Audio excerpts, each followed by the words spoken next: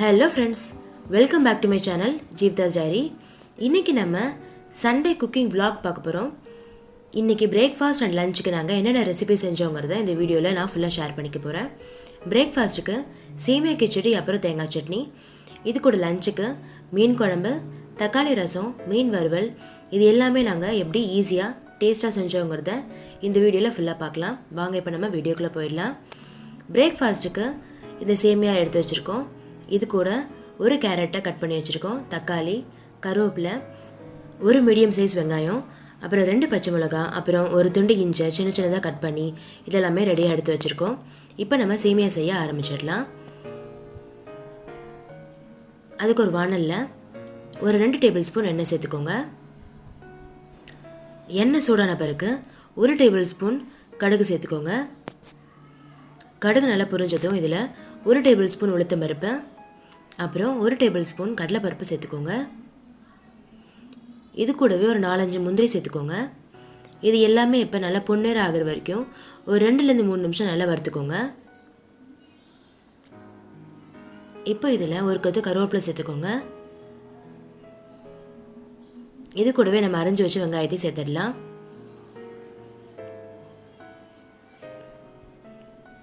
வெங்காயம் நல்லா கண்ணாடி பத அளவுக்கு ஆகிற வரைக்கும் வதக்கிக்கோங்க. இதில் இப்போ 2 பச்சை மிளகாயும் இஞ்சியும் கட் பண்ணி வச்சிருந்தாலும் அதையும் சேர்த்துடலாம். வெங்காயம் நல்லா வதங்கிடுச்சு. இப்போ இதில் நம்ம ஒரு கேரட்டை கட் பண்ணி வச்சுருந்தோம், அதை சேர்த்துக்கலாம்.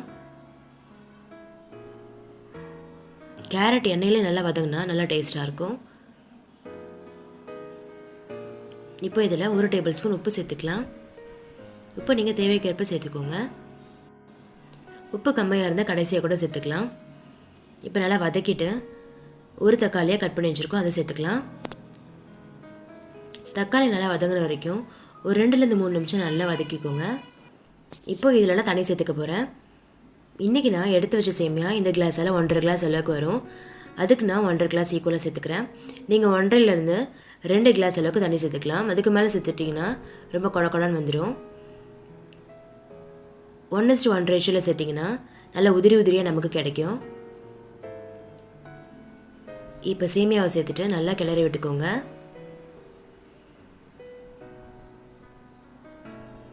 இது எல்லாத்தையுமே ஒரு வாட்டி நல்லா மிக்ஸ் பண்ணிவிட்டு இது மூடி போட்டு நம்ம வச்சிடலாம். இப்போ நல்லா மிக்ஸ் பண்ணியாச்சு. இதுக்கு ஒரு மூடி போட்டு ஒரு 10 நிமிஷம் நம்ம மீடியம் ஃப்ளேமில் வச்சிடலாம். அவ்வளோதான். இது 10 நிமிஷம் கழித்து பார்த்தீங்கன்னா சேமியா ரெடியாக இருக்கும். அதுக்கு நடுவில் நம்ம சட்னி அரைச்சிடலாம். அதுக்கு ஒரு ஜாரில் ஒரு 2 டேபிள் ஸ்பூன் கிட்ட பொட்டுக்கடலை சேர்த்துக்கிறேன். இது கூட 2 பச்சை மிளகாயை சேர்த்துக்கலாம். அப்புறம் ஒரு துண்டு இஞ்சியை சின்ன சின்னதாக கட் பண்ணி வச்சுருக்கேன், அதை சேர்த்துக்கலாம். உப்பு சேர்த்துட்டு ஃபஸ்ட்டு இது நம்ம அரைச்சிட்டு வந்துடலாம். அரைச்ச பிறகு நம்ம திருவி வச்சு தேங்காய் இதில் சேர்த்துக்கலாம்.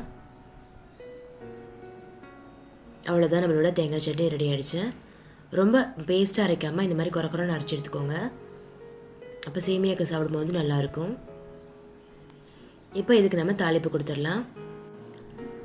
அதுக்கு ஒரு தாளிக்கிற பேனில் 2 டேபிள் ஸ்பூன் எண்ணெய் சேர்த்துக்கோங்க. உங்களுக்கு எண்ணெய் கம்மியாக வேணும்னா 1 டேபிள் ஸ்பூன் கிட்ட சேர்த்துக்கலாம். எண்ணெய் நல்லா சூடான பிறகு இதில் 1 டேபிள் ஸ்பூன் கடுகு சேர்த்துக்கோங்க. கடுகு நல்லா பொரிஞ்ச பிறகு இப்போ இதில் ஒரு காஞ்ச மிளகாயை கிள்ளி சேர்த்துக்கிறேன்.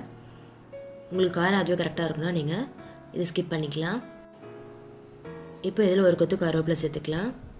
அவ்வளோதான், நம்மளோட தாளிப்பு ரெடி ஆகிடுச்சு. இதை பற்றி சட்னியில் சேர்த்துடலாம். இப்போ நம்மளோட தேங்காய் சட்னி ரொம்ப சூப்பராக ரெடி ஆகிடுச்சு. கண்டிப்பாக இந்த மாதிரி ட்ரை பண்ணி பாருங்கள். இப்போ நம்ம சேமியாவை பார்த்துடலாம். சேமியா எவ்வளோ சூப்பராக ரெடி ஆகிருக்கு பாருங்கள். கொஞ்சம் கூட குழையாமல் உதிரி உதிரியாக சூப்பராக ரெடி ஆகிருக்கு. கரெக்டான தண்ணியை நம்ம சேர்த்தோன்னா குழையாமல் சூப்பராக வரும். பாருங்கள் எவ்வளோ சூப்பராக இருக்குன்னு. கண்டிப்பாக இந்த மாதிரி ட்ரை பண்ணி பாருங்கள், ரொம்ப டேஸ்ட்டாக இருக்கும். இப்போ இதில் கடைசியாக கொத்தமல்லி தழை போட்டு நம்ம இறக்கிடலாம். இப்போ இதில் கடைசியாக கொத்தமல்லி சேர்த்துடலாம். அவ்வளோதான், நம்மளோட சேமியா கிச்சடி ரொம்ப சூப்பராக ரெடி ஆகிடுச்சு. உங்களுக்கு இது கலராக இருக்கணும்னா கொஞ்சமாக மஞ்சத்தூள் சேர்த்துக்கோங்க. நாங்கள் இன்றைக்கி சேர்த்துக்கல. அவ்வளோதான், 15 மினிட்ஸ்லேயே நம்மளோட பிரேக்ஃபாஸ்ட் ரெடி ஆகிடுச்சு. இப்போ நம்ம லஞ்சுக்கு என்னென்ன செஞ்சோங்கிறத ஒன்று பார்க்கலாம். லஞ்சுக்கு இப்போ நாங்கள் ஃபஸ்ட்டு ரசம் ரெடி பண்ண போகிறோம். வீட்டில் குழந்தைங்க இருக்கிறதுனால அவங்களுக்கு பறிச்சதுன்னா கொடுக்கறதுக்கு ரசம் ஃபஸ்ட்டு ரெடியாக இருந்தால் கரெக்டாக இருக்கும். அதனால் ரெடி பண்ண போகிறோம். அதுக்கு ஒரு எலுமிச்சை சைஸ் அளவுக்கு புளியை இந்த மாதிரி கரைச்சி வச்சுருக்கோம். இதுக்கு இப்போ மசாலா அரைக்கிறதுக்கு மிக்சியில் 1 டேபிள் ஸ்பூன் சீரகம் சேர்த்துக்கோங்க. இது கூட 1 டேபிள் ஸ்பூன் மிளகு சேர்த்துக்கிறோம். அப்புறம் ஒரு பச்சை மிளகாய், இது எல்லாத்தையுமே ஃபஸ்ட்டு அரைச்சி எடுத்துருந்துடலாம். இது கூட ஒரு 4-5 பல் பூண்டு சேர்த்துட்டு அப்புறம் ஒரு கொத்து கருவேப்பிலை சேர்த்து சும்மா ஒரு திருப்பி எடுத்துகிட்டு வந்துடுங்க. ரொம்ப மைய அரைக்க வேணாம் பூண்டு சேர்த்த பிறகு. இப்போ இதுக்கு நம்ம தக்காளியை பிழிஞ்சு எடுத்துடலாம். தக்காளி 2 தக்காளியாக இந்த மாதிரி நல்லா மசிச்சு எடுத்துக்கிறோங்க. கையால் மசிச்சுக்கிட்டா நல்லா டேஸ்ட்டாக இருக்கும் மிக்சியில் போடுறத விட. இப்போ தக்காளி நல்லா மசிச்சிருச்சு. இதுலேயே கொஞ்சம் நிறையா கொத்தமல்லி எடுத்து நம்ம மசிச்சுக்கலாம். தக்காளி கொத்தமல்லியும் சேர்த்து மசிக்கும் போது ஒரு நல்ல டேஸ்ட் கொடுக்கும், நல்ல மணமாக இருக்கும் ரசம். இது எல்லாத்தையுமே நல்லா பிணைஞ்சிக்கோங்க. இப்போ இதை நம்ம புளி தண்ணியில் சேர்த்துடலாம். அப்புறம் நம்ம அரைச்சி வச்ச மசாலாவை இதிலே சேர்த்துடலாம். உப்பு சேர்த்துக்கோங்க. இப்போ நமக்கு எந்த அளவுக்கு ரசம் வேணுமோ அந்த அளவுக்கு தண்ணி சேர்த்துக்கோங்க. சேர்த்துட்டு மஞ்சத்தூள் போட்டு நல்லா மிக்ஸ் பண்ணிக்கோங்க. இப்போ இதுக்கு தாளிப்பு கொடுத்துட்டா நம்மளோட தக்காளி ரசம் ரொம்ப சூப்பராக ரெடி ஆகிடும். கண்டிப்பாக இந்த மாதிரி ட்ரை பண்ணி பாருங்கள்.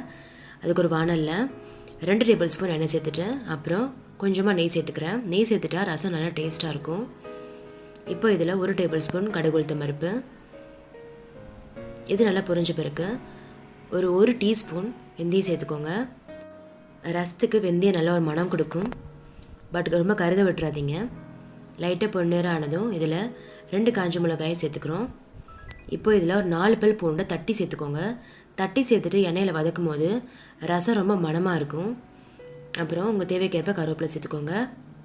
கருவேப்பிலை எவ்வளோ சேர்த்தாலுமே ரசம் நல்லா டேஸ்ட்டாக இருக்கும். இப்போ இதில் பெருங்காயத்தூள் கொஞ்சமாக சேர்த்துக்கோங்க. சேர்த்துட்டு நம்ம கரைச்சி வச்ச ரச தண்ணியை இதில் சேர்த்துருங்க.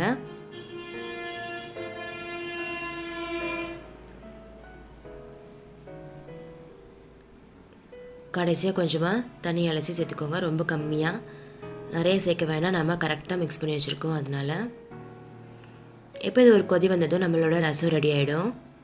அவ்வளோதான், ரொம்ப மணமான ரொம்ப சுவையான தக்காளி ரசம் ரெடி ஆகிடுச்சு. இந்த மாதிரி கண்டிப்பாக ட்ரை பண்ணி பாருங்கள். இப்போ இது ஒரு பாத்திரத்துக்கு மாற்றி வச்சாச்சு. இப்போ அடுத்து நம்ம மீன் வறுவலுக்கு தேவையான மசாலாவை ரெடி பண்ணிடலாம். அதுக்கு 1 டேபிள் ஸ்பூன் சோம்பு, 1 டேபிள் ஸ்பூன் சீரகம், அப்புறம் 1 டேபிள் ஸ்பூன் மிளகு, ஒரு 2 கொத்து கருவேப்பிலை, அப்புறம் இஞ்சி பூண்டு, சின்ன வெங்காயம் ஒரு 3 பல், அப்புறம் புளி தண்ணி கொஞ்சமாக, இதெல்லாமே நம்ம ரெடி பண்ணி வச்சுருக்கோம். ஃபஸ்ட்டு நம்ம இது எல்லாத்தையுமே அரைச்சி எடுத்துடலாம். நம்ம எடுத்து வச்ச மசாலா எல்லாத்தையுமே மிக்ஸி ஜாரில் சேர்த்து ஒரு திருப்பிக்கலாம். இது கூட 1 டேபிள் ஸ்பூன் தனி மிளகாய் தூள் சேர்த்துக்கோங்க. அப்புறம் 1 டீஸ்பூன் மஞ்சத்தூள், இது கூட மசாலாவுக்கு தேவையான உப்பு சேர்த்துக்கோங்க. அப்புறம் நம்ம எடுத்து வச்ச புளி தண்ணியை இதில் சேர்த்துக்கோங்க. உங்களுக்கு புளி தண்ணி வேணான்னா ஒரு அரை எலுமிச்சம் மணி சேர்த்துக்கோங்க புளிப்புக்காக. மீன் குழம்புக்கு எப்படியே புளி கொஞ்சம் தேவைங்கிறனால அதுலேருந்து கொஞ்சமாக எடுத்தாச்சு. இப்போ இதில் கொஞ்சமாக தண்ணி சேர்த்து நல்லா பேஸ்ட் மாதிரி அரைச்சி எடுத்துக்கோங்க. இப்போ நம்ம ஃபிஷ் ஃப்ரைக்கு தேவையான மசாலா ரெடி ஆகிடுச்சு. வீட்லேயே இந்த மாதிரி மசாலா அரைச்சி செஞ்சிங்கன்னா நல்லா டேஸ்ட்டாக இருக்கும், நல்லா ஹெல்த்தியாகவும் இருக்கும். இப்போ இதில் 2 டேபிள் ஸ்பூன் கார்ன்ஃப்ளவர் சேர்த்துக்கோங்க. கார்ன்ஃப்ளவர் சேர்த்துக்கும் போது நம்ம எண்ணெயில் மீன் போடும்போது நல்லா பிரிஞ்சு வராமல் இருக்கும் மசாலா, அதுக்காக நம்ம இதை சேர்த்துக்கிறோம். இப்போ நல்லா இதை மிக்ஸ் பண்ணிக்கோங்க. மிக்ஸ் பண்ணிவிட்டு உப்பு கரெக்டாக இருக்கான்னு செக் பண்ணிக்கோங்க. இப்போ இதில் நம்ம மீனை போட்டு நல்லா கலந்துடலாம். மீன் நல்லா 2-3 தடவை நல்லா அலசிக்கோங்க. மஞ்சத்தூள் உப்புலாம் போட்டு நல்லா அலசிக்கோங்க. இப்போ இதை லைட்டாக கலந்து விட்டுக்கோங்க, ரொம்ப மிக்ஸ் பண்ண வேண்டாம். இப்போ இதை நல்லா மிக்ஸ் பண்ணியாச்சு. மிக்ஸ் பண்ணிவிட்டு ஃப்ரிட்ஜில் ஒரு 2-3 மணி நேரம் வச்சிடலாம். இப்போ பொரிக்கிறதுக்கு ஈஸியாக இருக்கும். அப்படியே நம்மளோட சாதம் ரெடி ஆகிட்டுருக்கு. நாங்கள் குக்கரில் எப்பயும் வைக்க மாட்டோம், இந்த மாதிரி தான் வடித்து சாப்பிடுவோம். அதான் எங்கள் எல்லாருக்கும் பிடிக்கும். ஸோ சாதம் ரெடி ஆக போதே இதை வடிச்சிடலாம். இப்போ நம்ம மீன் குழம்புக்கு ரெடி பண்ணிடலாம். அதுக்கு ஒரு வானலில் ஒரு 4 டேபிள் ஸ்பூன் கிட்டே எண்ணெய் சேர்த்துக்கோங்க. எண்ணெய் நிறையா இருந்தால் மீன் குழம்பு நல்லா டேஸ்ட்டாக இருக்கும். எண்ணெய் நல்லா காஞ்ச பிறகு இதில் 1 டேபிள் ஸ்பூன் வடகை சேர்த்துக்கிறோம். வடகை இல்லைன்னா நீங்கள் 1 டேபிள் ஸ்பூன் கடுகு சேர்த்துக்கலாம். வடகம் மீன் குழம்புக்கு நல்ல ஒரு டேஸ்ட் கொடுக்கும். வடகை நல்லா பொரிஞ்ச பிறகு இப்போ இதில் 1 டேபிள் ஸ்பூன் வெந்தயம் சேர்த்துக்கலாம். வெந்தயம் சேர்த்துக்கும் போது மீன் குழம்புக்கு ரொம்ப நல்லா இருக்கும். இப்போ இது நல்லா பொரிஞ்ச பிறகு ஒரு 2 கொத்து போல் கருவேப்பிலை சேர்த்துக்கிறோம். இப்போ இதில் 2 கட்டி பூண்டு உரிச்சு வச்சுருக்கோம், அதை சேர்த்துக்கலாம். பூண்டு நிறைய சேர்த்துக்கிட்டா மீன் குழம்பு நல்லா டேஸ்ட்டாக இருக்கும். அதனால் இன்றைக்கி 2 கட்டி பூண்டு சேர்த்துக்கிட்டோம். உங்கள்கிட்ட இல்லைன்னா நீங்கள் 1 கட்டி கூட சேர்த்துக்கலாம். பூண்டு சேர்த்துக்கிட்டா மீன் குழம்பு நல்லா இருக்கும். இப்போ இதில் 2 பெரிய வெங்காயம் அப்புறம் ஒரு 10 சின்ன வெங்காயம் இது எல்லாமே நல்லா பொடியாக கட் பண்ணி வச்சுருக்கோம், அதை சேர்த்துக்க போகிறோம். உங்கள்கிட்ட சின்ன வெங்காயம் இல்லைன்னா நீங்கள் ஒரு 3 பெரிய வெங்காயத்தை பொடியாக கட் பண்ணி சேர்த்துக்கோங்க. வெங்காயம் நல்லா பொன்னேரம் ஆகட்டும், அது வரைக்கும் வதக்கி எடுத்துக்கலாம். வெங்காயம் நல்லா வதங்கிடுச்சு பாருங்கள், இந்தளவுக்கு வதங்கினா நல்லா இருக்கும். இப்போ இதில் 3 மீடியம் சைஸ் தக்காளியை கட் பண்ணி வச்சுருக்கோம், அதை சேர்த்துக்கலாம். உங்கள் தக்காளி பெருசாக இருந்தால் 2 போதும். இப்போ தக்காளி நல்லா வதங்கட்டும், அது வரைக்கும் ஒரு 5 நிமிஷத்துக்கு நல்லா வதக்கிக்கலாம். இப்போ இதில் 1 டீஸ்பூன் மஞ்சள்தூள் சேர்த்துக்கலாம்.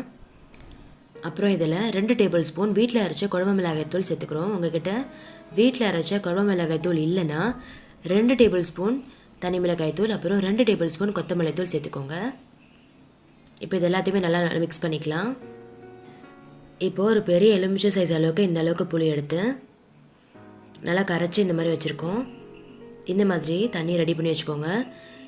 இதில் ஒரு 2-3 தடவை ஃபில்டர் பண்ணிவிட்டு அந்த தூசியெல்லாம் இல்லாமல் எடுத்து வச்சுருக்கோம். இப்போ இதை தக்காளி வெங்காயம் நல்லா வதங்கின பிறகு நம்ம சேர்த்துடலாம். இப்போ நல்லா வதங்கிடுச்சு பாருங்கள், தொக்கு மாதிரி ஆயிடுச்சு. இப்போ இதில் நம்ம புளி தண்ணியை சேர்த்துடலாம். இந்த மாதிரி நல்லா வதங்கின பிறகு புளி தண்ணி சேர்த்தா மீன் குழம்பு நல்லா டேஸ்ட்டாக இருக்கும். இப்போ இதில் தேவைக்கேற்ப தண்ணியை சேர்த்துக்கோங்க. நல்லா ஒரு மிக்ஸ் பண்ணிவிட்டு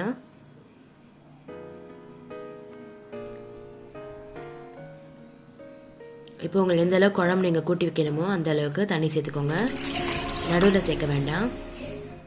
அவ்வளோதான். இப்போ இது ஒரு 15 நிமிஷத்துக்கு நல்லா கொதித்து நல்லா கெட்டியாகணும். நல்லா ஒரு தொக்கு கன்சிஸ்டன்சிக்கு வரும், அது வரைக்கும் நல்லா கொதிக்கணும். ஒரு மூடி போட்டு நம்ம கொதிக்க விட்டுடலாம். நடுவில் ஒரு வாட்டி கலந்து விட்டுக்கோங்க. இப்போ நடுவில் ஒரு வாட்டி நம்ம கலந்து விட்டாச்சு. இப்போ திரும்பி மூடி போட்டு இன்னும் ஒரு 10 நிமிஷத்துக்கு இதை கொதிக்க விட்டுடலாம். இப்போ பார்த்தீங்கன்னா எண்ணெய் நல்லா பிரிஞ்சு வந்து நல்ல ஒரு தொக்கு கன்சிஸ்டன்சிக்கு இருக்குது பாருங்கள்.